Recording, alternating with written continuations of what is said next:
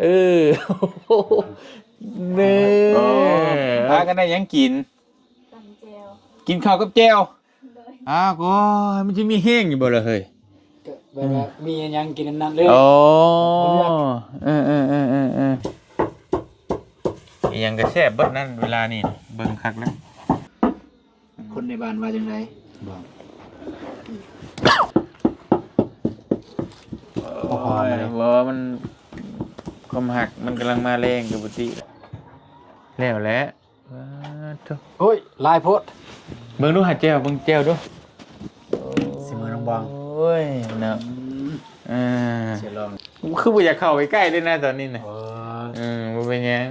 บ่อยากเข้าไปใกล้บ่อยากหยังเลยนะคิดจะว่าอ้ายเป็นขาตั้งกล้องก็แล้วกัน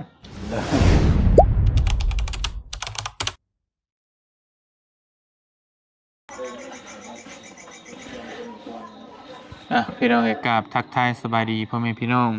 เปิดสุขูสู่คนนะพี่น้องเนาะว่าสิอยู่ในและก็ต่างประเทศก็ยินดีต้อนรับเข้าสู่ช่องบ่เตียงทองชาแนลคือเก่าพี่น้องเอ้ยวันนี้บ่เตียงก็อยู่บ้านน้องบองที่เก่าเนาะตามติดชีวิตซีรีส์มนต์หักสวนกาแฟเฮาพี่น้องเอ้ยเบาตูนแล้วก็น้องบองนะตอนแรงๆเลิกเวียกเลิกงานมาก็สิไปเบิ่งว่าเพิ่นเฮ็ดหยังกันพี่น้องเอ้ยเนาะ FC หลายผู้หลายคนก็จะเห็นว่าเพิ่นเฮ็ดหยังกันได้เรียกว่าซั่นพี่น้องเอ้ยไปเดี๋ยวบ่เตียงสิพาเพิ่นไปเบิ่งพาพี่พาน้องไปเบิ่งนํกันพี่น้องเอ้ยอยู่พุ่นแหละเพิ่นในเฮือนอยู่ในเฮือนครัวพุงุบๆงับๆอยู่เนาะจะเฮ็ดหยังพี่น้องเอ้ยเนาะตัวอากาศหนาวๆไปสิพากันเฮ็ดหยังอยู่เด้เนาะพี่น้องเอ้ยพี่น้องเอ้ยเอาถังมาขึ้นเพิ่นก่อนโอ้ขายกาแฟได้ทิ่มเฮากระถังนั่นแล้วเอามาขึ้นนี่แล้วว่าน้องก็จะอยู่นี่บ่แม่นบ่พุ่นน่ะไอ้น้องเอ้ยลูกกลัวๆอยู่สบายดีเด้อเฮ็ดหยังกันนั่นเฮ็ดกินบ่เฮ็ดครบเฮ็ดกินเซินบ่ป้าโธ่ไอ้น้องเอ้ยเป่าให้มันกูควันแต่โอเคได้ละเป็นปวดตายก่อนแล้วเนี่ยนี่กินซอยน้องเพิ่นพี่น้องผู้น้องบองกันช่วยกันทำมาหากินดีขนาดเนาะสบายดีแล้วน้องบองเด้อเฮ็ดหยังกันน่ะโดยสบายดีเด้อโดยเฮ็ดหยังล้างคุกโอ้พากันได้หยังกินตำเจลกินข้าวกับแจ่วเลยก็มันจะมีแห้งอยู่บ่ล่ะเฮ้ยแบบว่ามียังกินนั่นเลยโอ้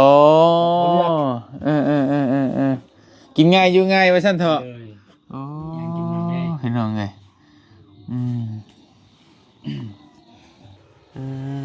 โอ้เฮ็ดกินก็เป็นบ่ตูนบ่เป็นแอบเอาเลยโอ้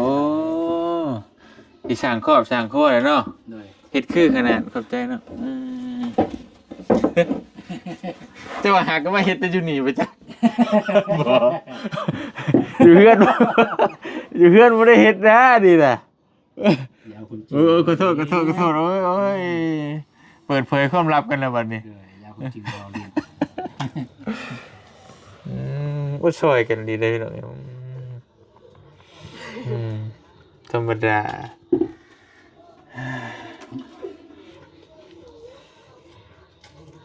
มาประท่านตอนมั่งผมเยี่ยมบ่บองโอ้ลืมหัวกระเจมึงเนี้ยตูนเฝ้าแห้งโพดไปหาประตูนมาเว้นนี่โดยผิดอีกแล้วไงเดี๋ยวคิดนั่นแม่ผิดตลอดได้โอ้พี่น้องเอ้ยคือเลยเนาะผู้หนึ่งจีผู้หนึ่งตำ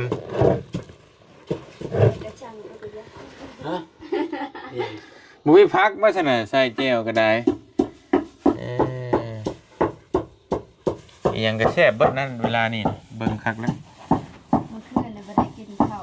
เนาะโอ้ยกระบะมันเป็นบ่อยากเลยบ่บองบ่อยากแสดงว่าฮักกันดีๆรอได้สิพี่น้องเนาะมันเป็นเรื่องลิ้นๆได้นี่นะลิ้นแล้วขนาดว่าเฮานี่มีแนวเสียใจนักๆนี่ก็ยังกินข้าวอยู่เลยไอ้แต่ ดือนนี้บ่ได้กินฮอดข้าวนี่คือว่าระดับหนึ่งน่ะสุดแหละโถ่ คนในบ้านว่าจังไดบอกคนในบ้านน้องว่าจังได อ่ะนี่ไม่เนี่ยเชียงคอย เลย ประธานยุ่ง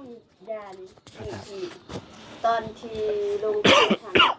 บ่เห็นบ่ว่าเขาเนาะได้ว่าเขาเนมเลย เขามาห่มเบิ่งหั่น โดย บ่ห่มย้อนหยังหั่นห่มเรื่องหยัง มันเบิ่งหยังก็ ย้อนเขาบอกว่าไอ้ตุนอ้ายที่น้องเฮ็ดเมื่อวานนี่ เออคน แต่ บ่ ว่าข่าวที่มื้อนี้หั่นข่าวนั้นยังบ่ทันได้เบิ่ง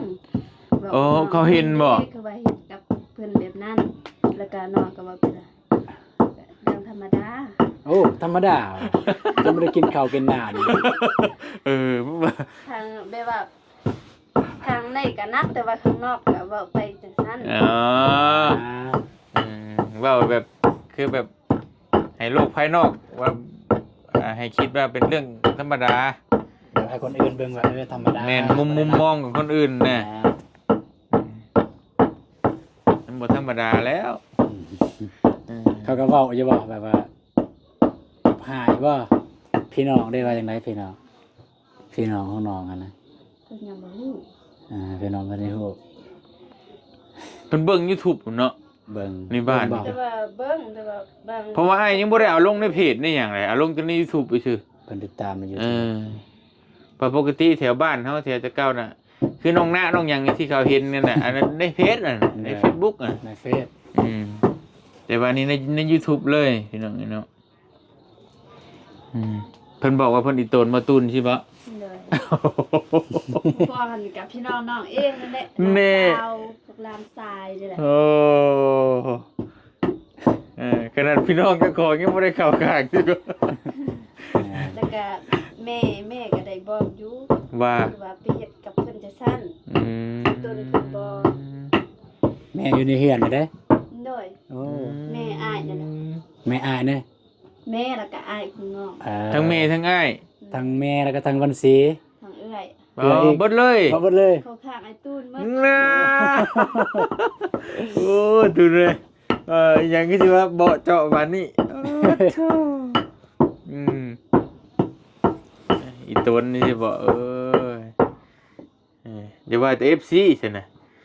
พี่น้องพ่อแม่น้องบองเองก็ยังอีกโดนมาตูนเอากลับคืนมาวันนี้เลยก็เนาะมื้ออื่นอายเพิ่นสิมาบ้านน่ะเด้น้องสิไปบ่มื้ออื่นไปเก็บกาแฟบ่หรือว่าสิอยู่นี่ อยู่นี่ น้องก็ได้บ่ได้บอกกันไปซอยงานบ่ บอก ที่จริงกันเราบ่ได้บอกก็ย่าก็ไปเลยไปซอยบางทีเราบ่ห้านบอกเด้เด็กน้อย แม่น ไปซอย บัดอันเฮือนน้องเรามาช่วยบ่ ซอย กันแหละกับเบิ่งน้ำกันนั่นแหละ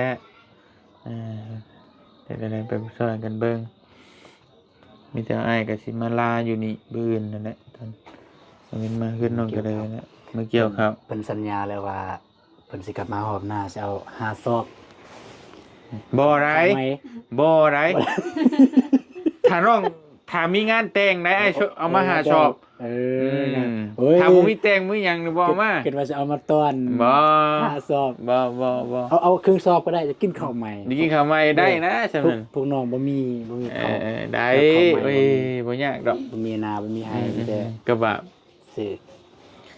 สมมุติว่าบ่ได้เก็บกาแฟอ้ายชวนมื้อสิมื้อบ่ คันบ่มีงานนี่หยังเมื่อ บ่สมมุติ น้องบ่เมื่อ มื้อบ่ โดย แต่สมมุติว่าอ้ายฮะระบ่าวหามื้อเกี่ยวข้าวซอยสินะมื้อบ่ ก็คิดอยู่ได้แต่ว่ามันก็ติดมันพร้อมกันเนาะ พร้อมกันก็คือ เพราะว่าทั้งนั้นแบบมันสิเป็นอีกบรรยากาศหนึ่งเลยนะ เด้อ มันมีเดียวไปทั้งใดก็มีแต่ทงไฮทงหน้า แปลนปึ๊ดเนี่ยเดียวไปทั้งใดก็เห็นปึ๊ดนั่นน่ะ ทางนี้เด้ จะเป็นอีกอารมณ์หนึงทั้งนี้มีแต่ป่า เดียวไปทั้งใดก็มีแต่กกใหม่จะพูดน่ะมันสิเป็นอีกอารมณ์แบบหนึงอยากนั่นอยู่พี่น้องอยากชวนน้องๆเพิ่นมื้อต่างมื้อลิ้นเลยหั่นน่ะเมื่อเบิ่งบรรยากาศแต่เพิ่นแต่ว่ามันก็ยากเพราะว่าทั้งพี่เพิ่นก็เก็บกาแฟได้กะจีใหม่แท้เฮ้ย หอมบ่มีแล้วหอม เพิ่นเอิ้นแจ่วหยังนี่น่ะ สิตำเจียวปลาแดก โอ้แจ่วปลาแดกบอง แม่น เอาแม่นบ่ล่ะ ปลาแดกบอง เออ แดกบอง อิหยังก็แซ่บบ่น่าตอนนี้น่ะ ขนาดเจียวยังเสร็จ อืม เว้าเนาะ เว้าเองในตู้นี่ แม่นเว้าเองเนี่ย เว้าเองเลย จะได้บัดหมู่เว้าเลยว่า อืม หมู่ขี้ดื้อ อืม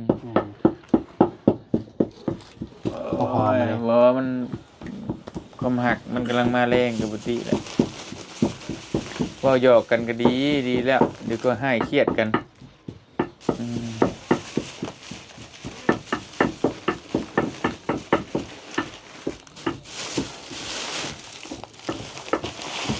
ขอบใจเพียงแม่ทางบ้อง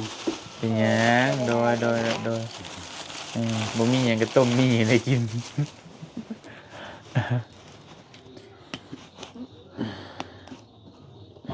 อื่นนี่สิได้มาแต่เช้าพี่น้องเอ้ย อืม มาแต่เช้าๆไก่ขันงี้มาเลย มาหยังเลย มาปลุกน้องบองนึ่งข้าว โอ้เถอะมาบ่ซะคืนนี้ว่าคือว่าบ่เมื่อมื้อนี้ เบิ่งดูจริง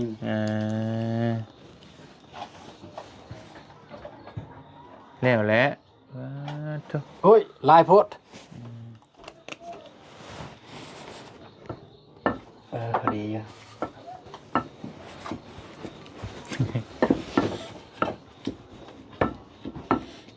อืม ไปเลยล่ะ อ๋อ ว่าอีหลีอยู่เพื่อนกินอยู่บ่ข้าวจำเจียว กิน กินอ่ะ กิน อืม กินน้องในแบบน้องไผ่เป็นเห็ดของกินนะเป็นเห็ดหยังกินหมด แต่กับบางครั้งก็บ่ได้กินน้ำคือจังซี่แหละแบบไปนำพวกอายอีหยังอะนะบางครั้งก็บ่ได้กินน้ำเหมือนกันใส่เป็นนัว แต่ว่าสิบ่ใช่หยังก็กินเลย เป็นนัว กินว่าแซ่บก็แซ่บโพด บางครั้งก็บ่ได้กินอยู่เฮือน อืม นะ อืม พอละ นี่บ่ ลายโพดบ่ เบิ่งฮะ บ่เสร็จเฮ็ดแล้ว เบิ่งฮะ ลายโพด บ่เลยบ่ใช่เบิดเด้ออันตรายนั่นแหละนั่นแหละ สำ โอ นั้น เค แหละ มันน่ะสิแซ่บแล้วเป็นนัวเบิดกระปุกครึ่งกระปุกบ่มีผักเนาะ มื้อผักก็แซ่บเจียวปลาแดกกันเจียวตอนทั้งคักเนาะปลาแดกตอน ลอง เบิ่งสิว่า โอ้กินแล้วนะ ฮะแซ่บแซ่บสิมืออนาคต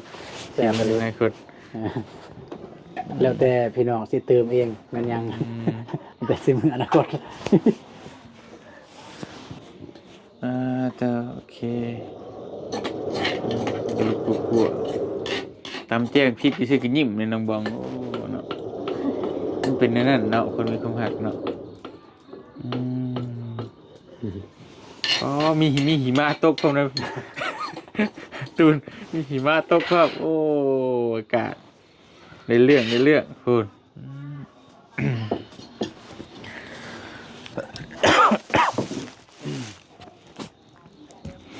กินอยู่ดีบ่ โอเคไป มาแต่วันนี้บ่ถนัดนะสิตกสิเฮีย ไปมาเด้อกินข้าวน้ำ โอเคเอาเลย นั่นแหละ เบิ่งดูหาแก้วเบิ่งแก้วดู สิมือน้องบอง โอ้ยเนาะสิลองเป็นตะกินอยู่บ่ เอาดู แต่ว่าหอมเยอะเนี่ยหอมเยอะ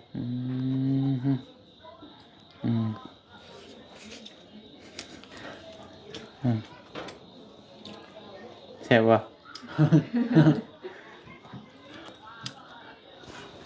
แซ่บ โอ้ยเนาะมาได้เถียง กินไหมตามสบายเลยต้องรุมพุ่น ไปพุ่นไปเรือนน้องทิพย์พระจันทร์ มียังติดหน่ะประตูนะบ้องเบิ่งดูเห็นบ่ไอ้ลีได้ข้างนั้นเด้ มัน ฮะ ยัง เห็นบ่ล่ะ ออกอ่ะ เ ห็นบ่ล่ะนั่นแหละดำๆมันมีหยัง ตาได้ติดประจักษ์นะ มันน้ บ่แม่นได้หากก็คือหากกระติด ำออก จับประเภทเด้อ เดี๋ยวยามันเดี๋ยวบ่ยามันเอาออกรถเพชรกับเพชรดอกบ่แม่นหน้าเฮาบ้องเอาเลยเออนี่โอเคเอามายังติดไหนดีเลยแต่มันยังติด บ่ฮู้ว่าสิแม่น ต้นทงคอนไผ่ จับทาน ฮะเอิ้นพี่น้องกินน้ำนี่ มากินข้าวเด้อ พี่น้อง FC ปองปายเบิดสุขุสุคน เปิดคลิปเลย แซ่บบ่ ครับหลอกมวน แซ่บบ่ โดยแซ่บมาเด้อมาแซ่บน้ำกันเด้อพี่น้องเอ้ย เนาะ นะ มันบ่แซ่บดอกเจียวปลาเด็กอีสิ เออ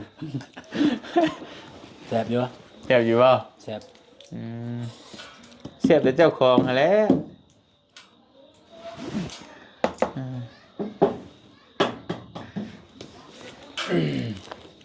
อีตุนโดนถ่ายได้เนาะ บ่ต้องอีตุนอืม หาค่าตั้งกล้องมาตั้งซะ กินข้าวน้ำกัน บ่เป็นหยังคือบ่อยากเข้าไปใกล้ด้วยนะตอนนี้น่ะ โอ้ บ่เป็นหยังบ่อยากเข้าไปใกล้บ่อยากหยังเลยนะอืมคิดซะว่าอ้ายเป็นขาตั้งกล้องก็แล้วกัน เลย ขนาดลุงยังบ่กล้าใกล้น่ะฮู้อยู่ว่าพวกอายสิเข้ามา ฮู้อยู่ว่าพวกอายสิเข้ามา ฮู้ ฮู้แต่ไส โทรเด้ ไปโทร บ่แม่นอ้ายบ่โทร บ่ได้แหมโทรหาได้เดี๋ยว คุยกันโดดเด้อ โดย คิดว่าอ้ายบ่ได้อยู่นี่ก็ได้กัน ยืนกันว่างแต่เช้าไปน้ำอายบ่ สิไปแต่เช้าเด้อบ่ ไปซื้อซีนให้น้องกันเลยมันมีคนถือนะไปป่ะ อืม ตลาดบ่ เลย โอ้บ่หนาวบ่ ว่ามันมีคนจับไปซื้อซีนหมูให้น้องกันเลยเพราะว่ามีผู้ใหญ่เป็นฝากกันมาให้ซื้อ ไปตลาดเช้า เลย โอ้กระบาบเด้ หนาวช่ำเนาะหาเสื้อแขนยาวคลุมหน่อยเด้อ ผู้เดียวแห้งหนาว ก็นั่นแหละเอาผ้าห่มไปน้ำตุ่มไปเลย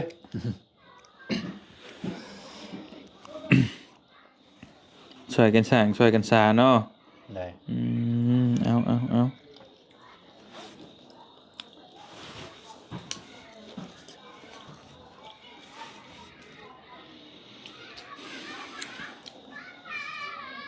แซ่บได้แจวนี่แหละ มักกินบ่ มา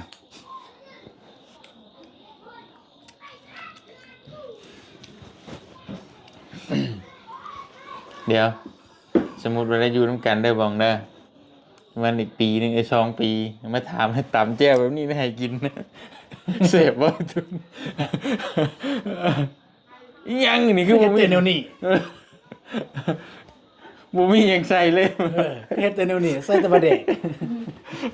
ประมาณนั้นก็บ่เป็นหยังเรื่องอนาคตเนาะ เลย แต่ว่ายังตอนยังบ่มีหยังนี่ยังธรรมดาอยู่เด้อ แซ่บเลย แต่ตอนมีลูกโพดตัวนั้นสำคัญ แบบนี้ลูก มันสิเพิ่มเลเวลขึ้น เพิ่มเลเวลมันความมันยุ่งยากอีหยังเลยเฮาก็ต้องใช้ความอดทนสูงแล้วบัดนี้นะ เลย เดี๋ยวมันสิโศกกว่าเก่าขนาดเนาะมันสิยากกว่าเก่าแล้วมันต้องโอ้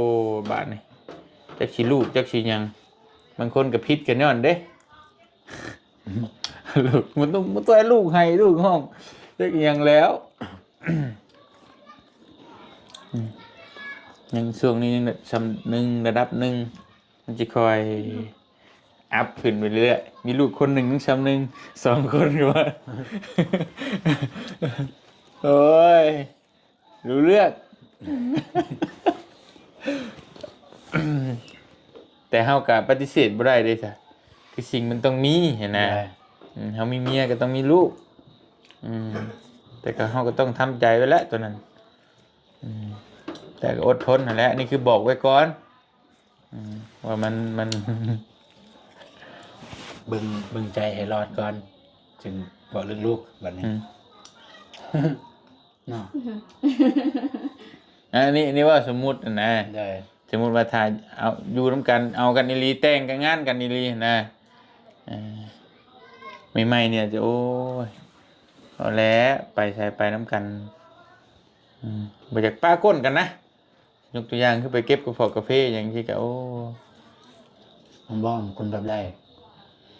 คนหึงห่วงว่าจะแบบจู้จี้ว่า คันเป็นเนี่ยบ่มักบ่ เป็นแห้งกับบรรยากาศข้างนอกตัวอย่างว่าเขาไปเวียกไปงาน ก็แม่นก็เบิ่งตัวจริง ไปเวียกไปงานพอทนได้แต่ว่าไปนัดกับผู้สาวเนี่ยอันนี้ โอ้โหแบบนี้ บ่มีดอกว่าเพิ่น แปล แต่ ว่า ว่า เดี๋ยวว่าไปเวียกไปงานมีเวียกมีงานอีหยังก็ ตัวอย่างก็จะอันนี้เนาะคือแบบมักไปเตะบ้านตัวอย่างเนาะหรือสิไปนำ ไปเตะบ้านไปนำ ไปนำไปเสีย ก็ดีไปเตะบ้านไปนำก็ดีสิมาฮับ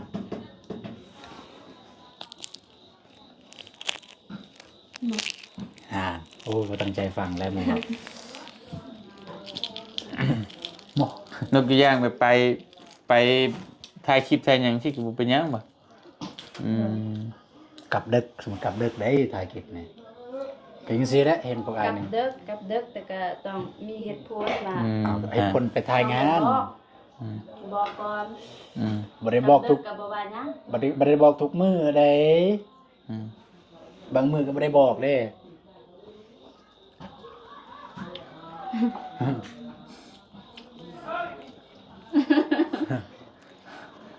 เฮ็ดจังได๋บัดเนี่ยสิเก็บกระเป๋าเมื่อเลย ต้องพิจารณาเบิ่งก่อนบ่ สิเบิ่งก่อนว่าเทื่อแรกเป็นจังซี่เอ้าสไตล์เบิ่งเทื่อสองก่อนเทื่อสาม เรื่องธรรมดา ธรรมดา สิ่งแบบเฮ็ดงานน่ะ สิ่งสำคัญก็ต้องบอกนั่นแหละเนาะบอกต้องบอกว่าถ้าเหตุผลมาเด้อนี่อยู่ใช้นะ มือก็เซ็ตก็บ่ยากที่สำหรับเสียบ น่ะ เด้อ ก็แม่นนี่มีเหตุนี่ก็มีเหตุผล ไปนี่ก็เข้าใจ สมมุติว่ากลับเด้อนี่ไปไกลบ่ไปบ้านหยังเมืองหยังอีกแน่ต้องบอกนะ โอ้ ประมาณนั้น บอกเลยว่า บอกได้ตูนเอ้ยอ้ายก็บอกได้ บอกบ่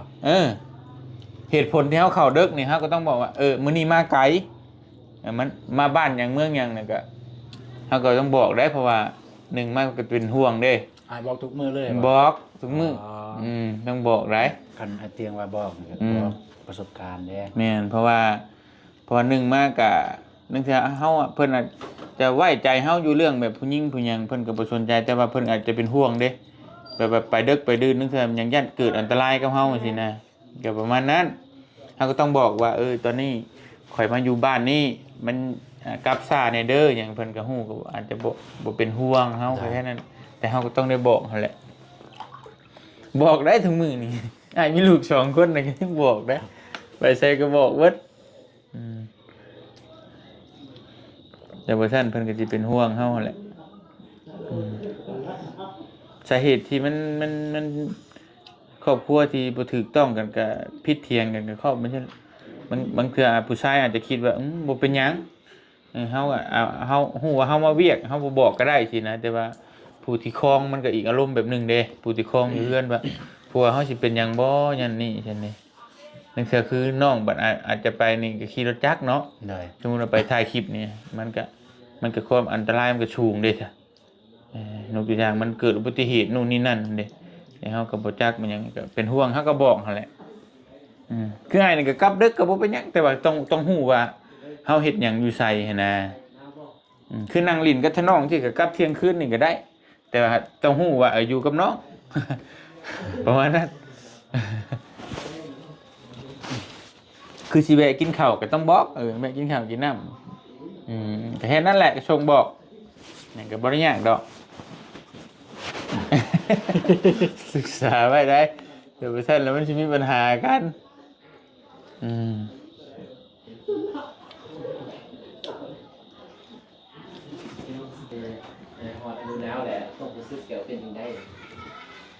มาน้องนุ่งมาอื่นกินข้าวมาเด้อ มากินข้าว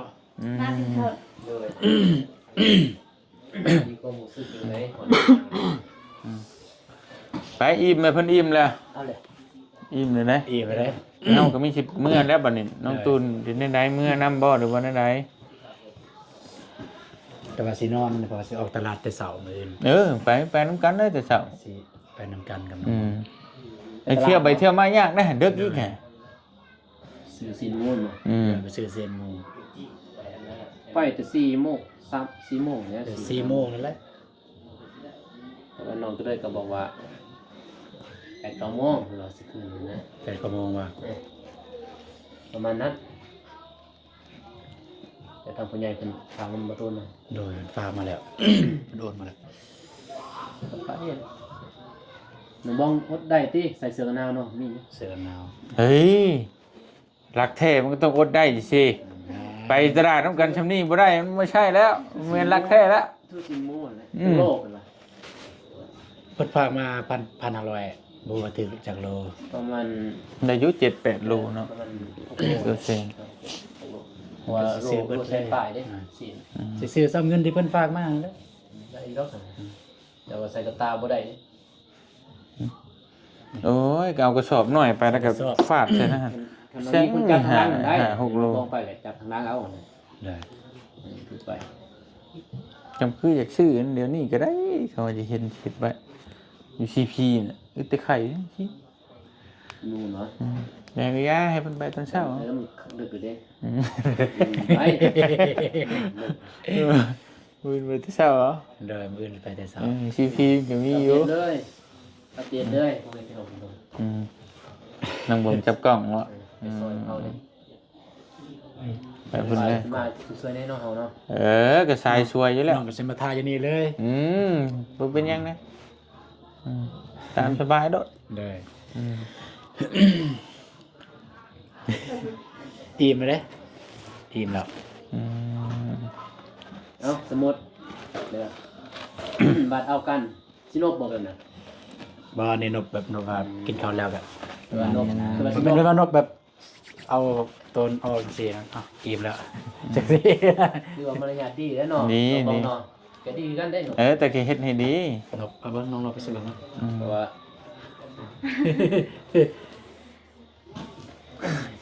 ไปนะเอาหากก็ขึ้นมาคอยจะฟังก็ตะหึงเลยเพิ่นหากก็ขึ้นมาได้ทนบ่ได้เลยนี่นะเบิ่งแล้วเขาเลยก็จะตำแจ่วนั่นน่ะ บ่ อืม มันจะน่วยน่ะไผ คนละซองซองอ่ะ หนึ่ง 1หายซองนั่นเลย มันมือมันเครื่องมันกินข้าวเนาะ อืม สำนันกินบ่ แซ่บแล้วบัดนี้ ตอนเช้านี่ได้กินข้าวอีกบ่ อายบ่ กินบ่โค้งเนาะ แต่มากินตอนสีสวยๆแล้วกินข้าวเปียกอยู่นี่กินกับโบโก โทษเนาะน้องบองได้แต่ถามน้องบองดูกินดูบ่ น้องเด้ บ่ ไม่ได้กินเลย เลย ตอนเช้าก็ไม่ได้กิน ตอนเมื่อคืนก็บ่ได้กินตอนเช้าก็บ่ได้กินตอนเที่ยงก็บ่ได้กินหาก็ ที่ไปอันไอ้พาไปมึงบ่ได้กินเลยบ่น่ะ บ่ บ่ กินแต่ข้าวจี่ เนี่ยตูนอืมมาไม่เนี่ยบ่ต้องเมื่อดอกฉันนั่นน่ะเบิ่งคักละนักกูน้องอีกเบิ่งคักละเออ บ่นักเด้อ มันยังกันนี่ก็ได้ โอ้ มันบ่ไหวเด้แก้ว เนาะกระโพดโพดเนาะเอ้ย ตอกสวดตอกสวด สู้อยู่เลยโอ้ อยากเบิ่งหน้าขี้โผข่อยก็มีอยู่ ยน้องไงเนาะ ไปเฉยเด้อให้กลับเด้อกลับป้าเด้อ สิกลับหรือเปล่าก ลับแล้วสิกลับน้ำบ่อดูได้ไหน เลยน้องสินอนอยู่นี่แหละ โอเคได้ไหนกลับบ้านกัน เช้า เอาได้ไหนกะ รถเบาโกไปอยู่อ่ะ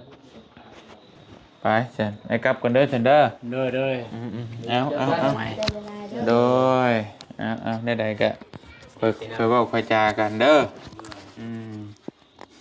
ใจนั่นเลยนะเวลาคอมเมนต์ก็ดีใจนะ ดีใจดีใจก็แฮปปี้กันแหละก็โอเคแล้ว สวยเด็ดสวยงามบัดนี้ไป ไปบืนเจอกันเด้อน้องเด้อฝันดีเด้อคือจะฝันดีอยู่ดอกสบายดีสบายดีสบายดีFCนี่คือสิฝันดีอยู่ดอกบืนนี่ก็ได้ เมื่อเลยเมื่อบอก กอดพวกเสาสินี่ก็เอ้าเป็นพวกหมู่บ่ ดีใจน้ำเด้ ดีใจนำ นอน โอเคคู่เพิ่น ยำหนาวนอนนี่บอกด้วย บ่ได้นอนกอดกันแล้วบัดนี้เนาะมีคนกอดแล้วบ่โกบัดนี้ เต้แมลงอุ่นเลยเนาะ ไปพี่น้องไอ้บ่เตียงก็ขอตัวเดินทางครับก่อนนั่นแล้วปล่อยให้เขาได้จ้าช้าเฮามื้อไปมื้อไปแล้วเอาไปก็เนาะดีใจน้ำหมู่น้ำพวกไปเดินทางกลับก่อนมื้อเจอกันพี่น้องไอ้มาขึ้นบ้านใหม่นอกก็เลยเนาะแต่ว่าขึ้นแบบเรียบง่ายแบบให้มันเลี้ยวฮิตเลี้ยวคล่องแล้วก็จังว่ากันเฮาสิมาลาอยู่นี่เด้อมื้อพี่น้องเอ้ยขอตัวเดินทางก่อนอยู่ดีมีแห้งสบายดีเด้อพี่น้องเด้อไปบ๊ายบาย